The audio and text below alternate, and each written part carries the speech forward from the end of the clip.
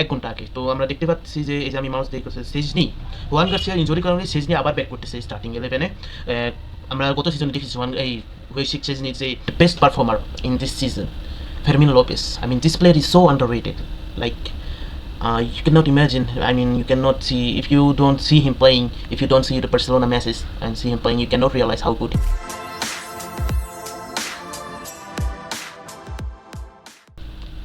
Hello সবাইকে স্বাগতম আমার আর একটু ভিডিওতে। এখন আমি আজকের এই ভিডিওতে বার্সেলোনা এবং রিয়াল সোসিয়েদাদের যে ম্যাচ আজকের 28 তারিখ রাত 10টা বাজে অনুষ্ঠিত হবে সেটা নিয়ে কথা বলার জন্য। বার্সেলোনা এই সিজনে এখনও অপরাজিত, একটা ম্যাচও হারেনি, তবে একটা ম্যাচ ড্র করছে, সেটা হলাম রিয়াল ভাইকানোর সাথে। প্রথম ম্যাচ জিতলো সব, মানে একটা ম্যাচ ড্র আছে বর্তমানে। তো আজকের এই ম্যাচটা যদি জিতে তাহলে এফসি বার্সেলোনা টেবিলের শীর্ষে চলে যাবে লা লিগার। তো এটা খুবই ইম্পর্টেন্ট একটা ম্যাচ এফসি বার্সেলোনার জন্য। এবং এফসি বার্সেলোনার যে বর্তমানে ফর্ম চলতেছে তাতে আশাবাদী রিয়াল সোসিয়েদাদের সাথে আমরা তাদের জয়টা দেখতে পারবো, এটা আমরা আশা করে রাখতেই পারি। বর্তমানে যে এফসি বার্সেলোনার যে বর্তমানে যে পারফরমেন্স বলেন, যে লাস্টে গোল স্কোরিং সংখ্যাগুলো দেখবেন, প্লেয়ারদের পারফরমেন্সগুলো দেখবেন, চ্যাম্পিয়ন্স লিগের প্রথম ম্যাচ যেটা নিউক্যাসলের সাথে, সব কিছু মিলে খুব ভালোই চলতেছে। আপাতত রিয়াল মাদ্রিদের মতো সেটা পারফরমেন্স স্ল্যাম করেনি, তারা খুব ভালো মতোই জিততেছে। প্রথম কয়েকটা ম্যাচ সেটা খুব ভালো ছিল না বার্সেলোনার জন্য, ভালো পারফরমেন্স ছিল না, তারপরেও টিকে আছে, এখনও অপরাজিত রয়েছে। তো আজকের ম্যাচটা রিয়াল সোসিয়েদাদের সাথে ইনজুরি, বর্তমানে বার্সেলোনার ইনজুরি সমস্যায় আছে, অনেকগুলো ইনজুরি। মার্ক-এন্ড্রে টের স্টেগেন, সেই ইনজুরি থাকলেও কি না থাকলেও কি, তার পারফরমেন্স আমার পছন্দ না। আর Juan Garcia, the best goalkeeper right now at the moment of FC Barcelona, he's injured actually. সে এমনকি এল ক্লাসিকো মিস করবে সম্ভবত। সে সার্জারি তার কমপ্লিট হয়েছে, অবশ্যই সার্জারি তার কমপ্লিট হয়ে গেছে। সে এল ক্লাসিকোটা মিস করবে এবং পিএসজির সাথে ম্যাচটা মিস করবে। আরেকটা ইনজুর্ড প্লেয়ার বালদে, সেটা আজকে খেলতে পারবে না।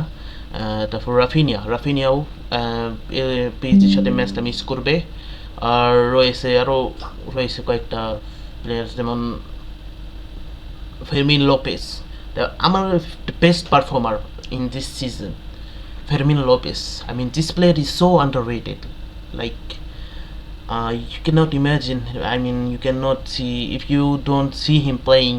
If you don't see the Barcelona matches and see him playing, you cannot realize how good he is. His goal scoring ability, his power shots, his long distance shots and goal and finesse, everything is good in him. এবং তার খেলাগুলো, তার সব কিছুই, তার control, মিডফিল্ডে control, সেটাকে ফিক false nine হিসাবে রাখে অসাধারণ খেলে সে। কিন্তু দুর্ভাগ্যবশত সে নাই, লেমিন ইয়ামাল ফিরতেছে থেকে ইনজুরি থেকে। তো আমরা দেখি কি অবস্থা, আমরা এখন দেখবো সেটা। তো এখানে আমরা আসলাম, আমি ফুটমপ অ্যাপ ইউজ করি বর্তমানে, সেটা আপনারা হয়তো শেষ করলে পাবেন। তো 5 ঘন্টা পরে ম্যাচটা, আমি 5 ঘন্টা আগে ভিডিও করতেছি। তো Lamine Yamal will play leading role against Real Sociedad on return from injury. হ্যাঁ, আমি যেটা বলছি তাই হচ্ছে, যে ইনজুরি থেকে ব্যাক করবে। তো লাইন আপ, আজকে যে লাইন আপটা সম্ভবত এটা এরকম হইতে পারে। আজকে ইনজুরি যে লিস্টটা দিচ্ছে, বালদে ইনজুর, সে রিকভার করে ফেলছে। সরি, বালদেকে ট্রেনিং গ্রাউন্ডে, দেখা গিয়েছে ট্রেনিং গ্রাউন্ডে সে ট্রেনিং করছে মোল্লারের সাথে, দেখা গিয়েছে সে ট্রেনিং থেকে উঠে এসেছে, ইনজুরি থেকে উঠে আসছে। তো ইনজুরিতে রয়েছে জোয়ান গার্সিয়া, মার্ক-এন্ড্রে টের স্টেগেন, ফেরমিন লোপেজ, গাভি আবারও সেই হ্যামস্ট্রিং অথবা এসিএল, সেই জায়গাটায় আবার একটু সমস্যা হয়েছে রাফিনিয়ার। এরা গাভি মিড অক্টোবর, রাফিনিয়ার রানে একটু সমস্যা আছে, হিপ ইনজুরি, যে কোমরে ব্যথা, ব্যাক ইঞ্জুরি, মেনিসিয়াস ইঞ্জুরি, সেটা সার্জারি হয়ে গেছে, সে নভেম্বরের 25-এর দিকে আসবে। তো বার্সেলোনার যে পারফরমেন্সগুলো দেখতেছেন, সেটা লাস্ট 5 ম্যাচে একটা সবকটাই অপরাজিত। সে একটা ম্যাচ ড্র করছে রায়ো ভায়েকানোর সাথে। তো এখানে রিয়াল ওভিয়েডোর সাথে লাস্ট ম্যাচ, সেটা একটা গোল খেয়ে, সেটা গোলকিপারের ভুলের কারণে হয়েছে। আমি টিমের কোনো ভুল আমি দেখি নাই সেই গোলে, সেই খেলায়।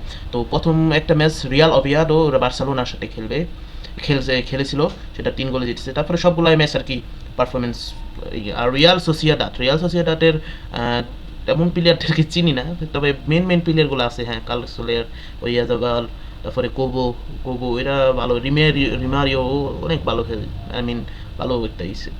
তো এটাই হলো স্টার্টিং লাইন আপ, সম্ভাব্য স্টার্টিং লাইন আপ যে চূড়ান্ত, সেটা দেওয়া হয় খেলার 1 ঘন্টা আগে। তো আমরা দেখতে পাচ্ছি যে এই যে আমি মাউস দিয়ে করছি, সেজনি, হুয়ান গার্সিয়ার ইনজুরির কারণে সেজনি আবার ব্যাক করতেছে স্টার্টিং 11-এ। আমরা গত সিজনে দেখেছি এই ওয়েসিক সেজনির যে খেলার পারফরমেন্স, এই সব মিলে সে খুব একটা ভালো গোলকিপার, সে ভালো একটা পারফরমেন্সগুলো ভালো আছে। তো ক্রিস্টেনসেন স্টার্ট করতে যাচ্ছে, কুবার্সি স্টার্ট করবে না ওই ম্যাচে সম্ভবত। জেরার্ড মার্টিন নিয়ে আমি একটা কথা বলি। সেটা হলো, জেরার্ড মার্টিন কিন্তু একটা ওয়ার্ল্ড ক্লাস প্লেয়ার। আমি আমি তার খেলাগুলো আমি আগে থেকে খেয়াল করতাম। তার খেলাটা আমার খুব পছন্দ। লেফট ব্যাক হিসেবে সে পারফেক্ট। এমনও হইতে পারে সে বালটা থেকে উপরেও চলে যাবে, এই জেরার্ড মার্টিন। আমি জেরার্ড মার্টিন নিয়ে আমি এখন বালটা থেকে বেশি কনফিডেন্ট আমি জেরার্ড মার্টিনের উপরে, কারণ তার পারফরমেন্স আর স্কিল, এবং নিউক্যাসল ম্যাচে যে পারফরমেন্সগুলো দেখছি, সেটা আমি এখনই দেখি। আমরা জেরার্ড মার্টিনকে কেন আমি উপরে এত গুরুত্ব দিতে। যদি দেখেন জেরার্ড মার্টিনের যে টাচেস 95%, আই মিন যে ম্যাচগুলো রেটিং 7.4, এই যে ডিফেন্সিভ কন্ট্রিবিউশন, যে এই সাথে জেরার্ড মার্টিনের টাচগুলো আছে যেমন 95% চান্সেস ক্রিয়েটেড আছে। তারপরে শর্ট টাইম সে একজন রেফারি, সেটা শর্ট টাইম করে না। এরিয়াল ডুলস উইন, তারপর ডিফেন্সিভ কন্ট্রিবিউশন, সব কিছুতেই জেরার্ড মার্টিন মানে মোটামুটি ভালোই একটা করেছে। তো সিজন পারফরমেন্স হিসেবে যদি বলি, অ্যাসিস্ট নাই তেমন, এক্সপেক্টেড অ্যাসিস্ট তেমন ভালো না, তবে সাকসেসফুল পাস 153, পাস অ্যাকুরেসি 86% একজন রাইট ব্যাক হিসাবে, লং পাস অ্যাকুরেসি 50%, চান্সেস ক্রিয়েটে 5টা, সে 7টা কয়টা ম্যাচ খেলেছে, মিনিট 43 মিনিটে মানে চান্স ক্রিয়েট করছে 5টা, ফাউল জিতছে 3টা, টাচেস ইন বক্স 1টা, ট্যাকেলস 7টা, ডুয়েল উইন 17টা, খুব ভালো, 85% duel win, aerial duels win 45, মানে খুব ভালো। সব কিছু মিলিয়ে জেরার্ড মার্টিন খুব পারফরমেন্স আমি খুব ভালো দেখতেছি। তো এখন চলে আবার আসা যাক রাশফোর্ড, পেড্রি স্টার্ট করতে অবশ্যই। পেড্রি এবং ডিজং নিয়ে আমি একটা কথা বলি। পেড্রি এবং ডিজং অনেক, আই মিন, ইমপ্রেসিভ প্লেয়ার। তারা বার্সেলোনার মিডফিল্ডটাকে এমনভাবে ডমিনেট করে, এবং মিডফিল্ড এবং অপোনেন্টকে এমনভাবে ডমিনেট করে রাখে, এটা বলার বাইরে। তারা অসাধারণ ডুও, তাদেরকে আজকে ভালো পারফরমেন্স দেখতে যাইতেছি। আমি চাবো হ্যান্সি ফ্লিকের কাছে আমি যদি পারতাম, বলতাম যে ফ্র্যাঙ্কি ডিয়ং এবং পেড্রি 2টা প্লেয়ার একসাথে নামান, ভালো হবে। এবং আমরা উপরে দেখতে পাচ্ছি যে ড্যানি ওলমো আছে। ড্যানি ওলমো অনেক পারফেক্ট না বর্তমানে সিজনে, খুব ভাজে বলতে বর্তমানে তেমনভাবে আমরা সাইন করতে দেখতেছি না। তারপরেও আমরা দেখবো সে এই ম্যাচে কেমন কী করতে পারে। হয়তো বা ফেক নাম্বার 9 হয়তো বা তাকে ফলস 9 যেটা বলা হয়, তাকে দেখতে পারবো। তো দেখা যাক সব মিলে কী হয়। রিয়াল সোসিয়েদাদের সাথে কনফিডেন্ট বার্সেলোনা জিতে যাবে, কারণ রিয়াল সোসিয়েদাদের ম্যাচগুলো দেখছেন, লাস্টের 5 ম্যাচের একটা ম্যাচ ড্র, 3টা ম্যাচ হেরে গেছে, আর লাস্ট ম্যাচ মায়োরকার সাথে একটা গোলে জিতছে সম্ভবত। তেমন কোনো ভালো পারফরমেন্স না। তো আমরা এখন আশা করতেই পারি যে বার্সেলোনা ফ্যান যারা আছেন অবশ্যই আশা করতে পারেন এফসি বার্সেলোনা আবার উপরে উঠতে যাচ্ছে, আই মিন টপ নচে যাবে এবং টপ টেবিলে যাবে। তো দেখা যাক, ম্যাচ পরে আমি ম্যাচ বিশ্লেষণ নিয়ে আমি আলোচনা করবো। তো আজকের মতো এইটুকুই, ধন্যবাদ সবাইকে। আবার আমি নতুন ভিডিও নিয়ে আসবো ইনশাল্লাহ। তো আজকের মতো এইটুকুই, ধন্যবাদ।